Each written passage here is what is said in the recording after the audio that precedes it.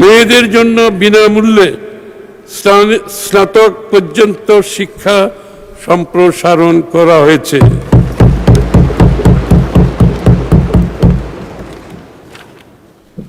দরিদ্র শিক্ষার্থীদের জন্য স্কুল ইউনিফর্ম, জুতা, স্কুল ব্যাগ সরবরাহ, প্রতিবন্ধী ও বিশেষ চাহিদা সম্পন্ন শিশুদের জন্য অন্তর্ভুক্তিমূলক শিক্ষা নিশ্চিতকরণ এবং বিশেষায়িত সহায়ক প্রযুক্তি ও শিক্ষা সামগ্রী প্রদান করা হবে।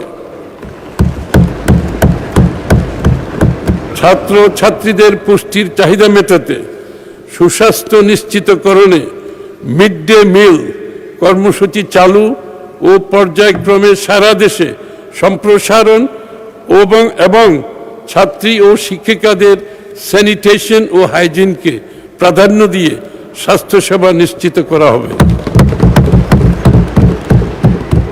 প্রযুক্তি ও এআই নির্ভর শিক্ষা ব্যবস্থা নিশ্চিত কল্পে ওয়ান টিচার ওয়ান ট্যাব কর্মসূচি, মাল্টিমিডিয়া ক্লাসরুম স্থাপন, বিনামূল্যে ওয়াইফাই সুবিধা সম্প্রসারণ করা হবে।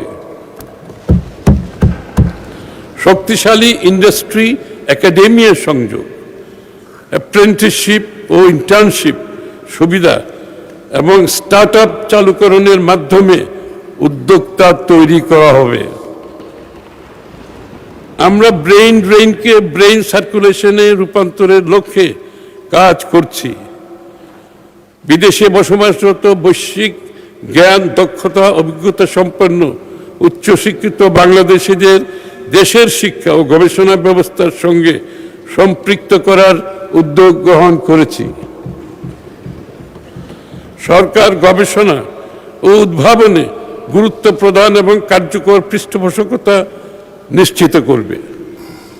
আমরা মাদ্রাসা শিক্ষার্থীদের ধর্মীয় শিক্ষার পাশাপাশি বিজ্ঞান, গণিত, ইংরেজি ও তথ্য প্রযুক্তি শিক্ষার মান উন্নয়ন, কর্মমুখী প্রশিক্ষণ কর্মসূচি চালু করতে চাই।